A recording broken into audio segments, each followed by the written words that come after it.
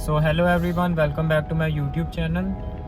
और आज की जो मेरी वीडियो रहने वाली है वो कार के ऊपर रहने वाली है कि मैंने कार कैसे परचेज़ की और कहां से परचेज़ की और कितने की कार मुझे ये मिली।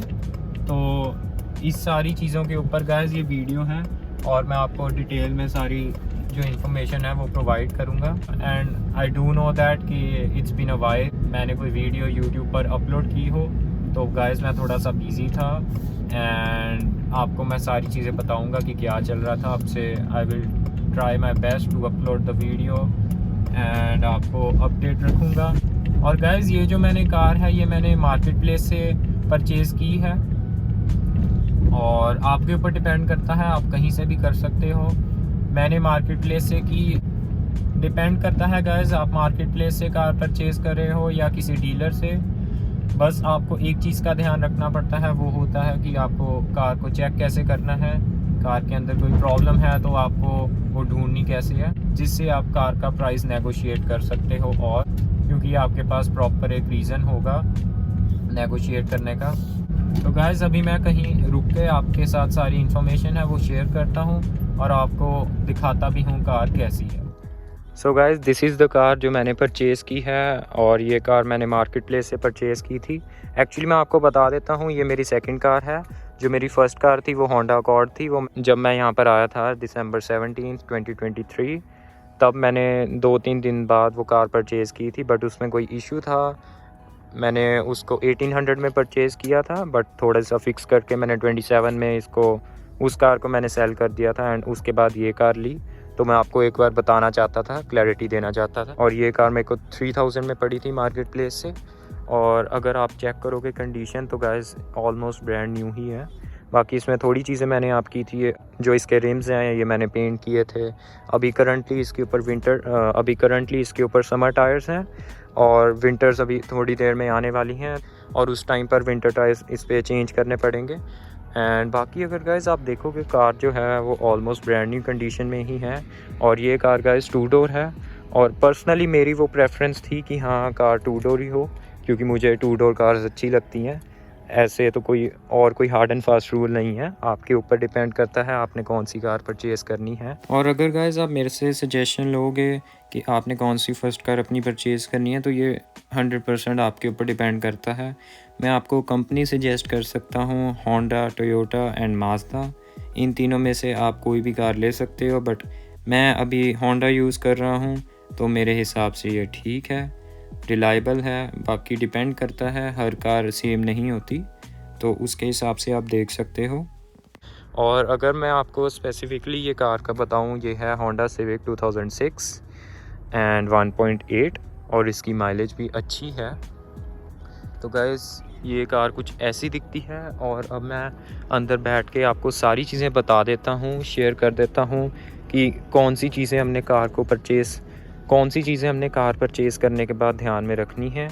And this is how it looks. बाकी गाइस कहने में 2 डोर है, ये पीछे भी इसमें बैठ सकते हैं, मैं आपको दिखा देता हूँ।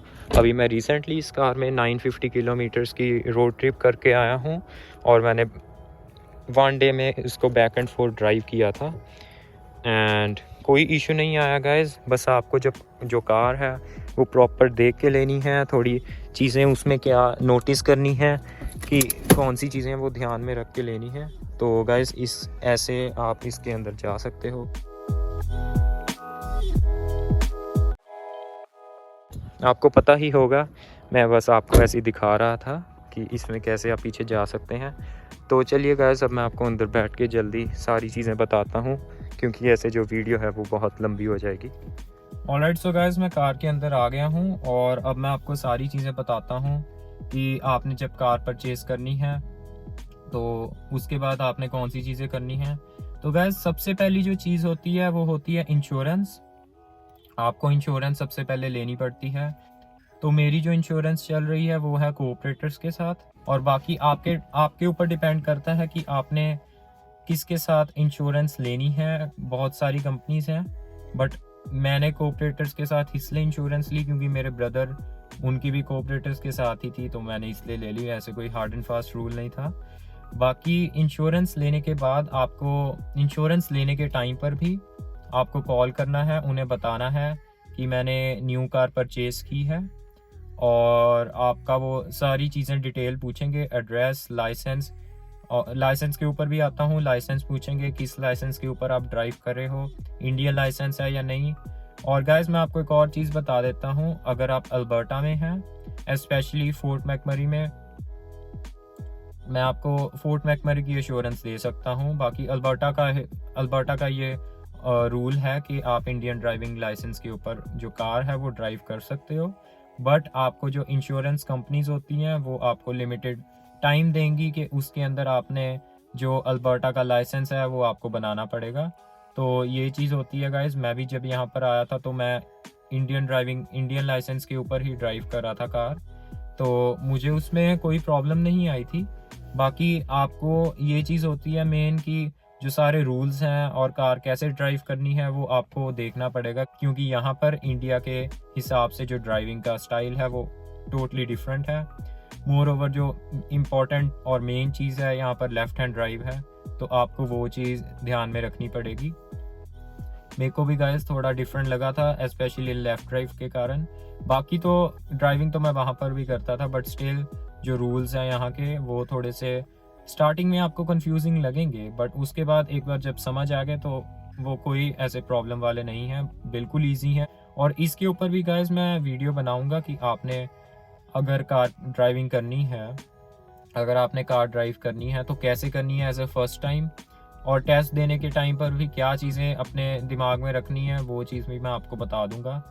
अब गाइस नेक्स्ट चीज़ के ऊपर बढ़ते हैं, जो हमारी सेकंड चीज़ है। फर्स्ट चीज़ थी इंश्योरेंस, सेकंड चीज़ है हमारी जब आपको जो इंश्योरेंस मिल जाती है वो आपको पिंक स्लिप फ़ोन में भेजेंगे, आपको ईमेल करेंगे एक PDF, उसके अंदर आपको वो लेकर जाना है साथ में रजिस्ट्री ऑफिस।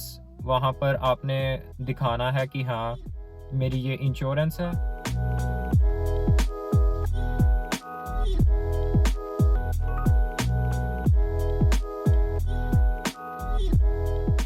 उस टाइम पर भी जब वो इंश्योरेंस आपकी चलेगी, उस टाइम पर आपसे वो कार का विन नंबर, हर एक डिटेल लेंगे, कौन सा कलर है, सारी चीज़ें, और वो आपने बिल्कुल राइट वे में बतानी है, आपको to be on the point होनी चाहिए।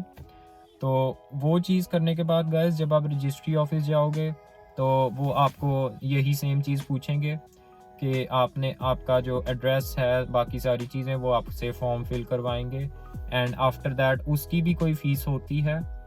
उसकी फ़ीस शायद ये $60 या $70 इतनी लेते हैं, कुछ चेंज भी हो सकती है तो मुझे उसका नहीं पता। जो पेपर वर्क की फ़ीस है गाइस वो डिफरेंट लेते हैं, और जो आपको रजिस्ट्री का पेपर देंगे उसकी जो फ़ीस है वो डिफरेंट होती है। इस कार परचेज़ करने के बाद आपको एक चीज़ ध्यान में रखनी पड़ती है कि जो आपकी लाइसेंस प्लेट है वो आप उसके ऊपर लगा के ही ड्राइव करो, बिना उसके मत करना, कि उसमें चांसेस बढ़ जाते हैं कि कॉप्स आपको पुल ओवर कर लें और उसके बाद फिर आपको सारी चीज़ें बतानी पड़ती हैं, तो वो थोड़ा इलीगल हो जाता है। तो मैं तो वो चीज़ रिकमेंड नहीं करूँगा। मेरे केस में मैंने जैसे आपको वीडियो में पहले बताया, मैं ये ऑलरेडी चीज़ कर चुका था। तो मैंने जो अपनी पुरानी कार सेल की थी उसकी जो लाइसेंस प्लेट थी वो मेरे पास थी, तो वो मैं साथ में ले गया था और मैंने उसके ऊपर लगा के ले आया। और मैंने उस टाइम पर रजिस्ट्रेशन ट्रांसफ़र की थी, मेरी जो पुरानी कार की थी वो मैंने इस चीज़ के ऊपर अपडेट करवा ली थी। सारी चीज़ें चेंज हुई थी, जो लाइसेंस प्लेट है वो सेम रही थी, मतलब जो नंबर है वो सेम रहा था, बस उसके ऊपर चीज़ें अपडेट हो गई थी कि कार जो है वो डिफरेंट है। और गाइस बस यही चीज़ें होती हैं कि आपको ये चीज़ें ध्यान में रखनी पड़ती है जब आपने कार परचेज़ करनी है। और अगर आप मार्केट प्लेस से भी कार परचेज़ कर रहे हो तो आपको ये चीज़ नहीं करनी कि हाँ आप अगर कोई एक कार देखने जा रहे हो तो आपको वो कार लेनी ही है। सबसे पहले उसको लो बॉल करो और तभी कार वो परचेज़ करो, एंड अच्छे से सारी चीज़ चेक करो। इस टॉपिक के ऊपर भी गाइस मैं डिफरेंट वीडियो लेके आऊँगा, क्योंकि अगर मैं सारी चीज़ें एक वीडियो में बताऊँगा तो वीडियो बहुत लंबी हो जाएगी और आप भी गाइस बोर हो जाओगे। तो एज अ पार्ट्स में, मतलब डिफरेंट वीडियोस में अगर मैं आपको चीज़ें सारी शेयर करूँगा आपके साथ तो वो बेटर रहेगा आपके लिए भी और मेरे लिए भी। तो गाइस इस वीडियो में इतना ही था। यही सारी इन्फॉर्मेशन होती है जो आपको दिमाग में अपने रखनी है जब आपने कार परचेज़ करनी है, और ये चीज़ आपको फॉलो करनी पड़ती है। और अल्बर्टा का यहाँ का रूल है कि हम इंडियन ड्राइविंग लाइसेंस के ऊपर कार ड्राइव कर सकते हैं, तो उसकी कोई डिफ़िकल्टी नहीं है, उसकी कोई प्रॉब्लम नहीं है।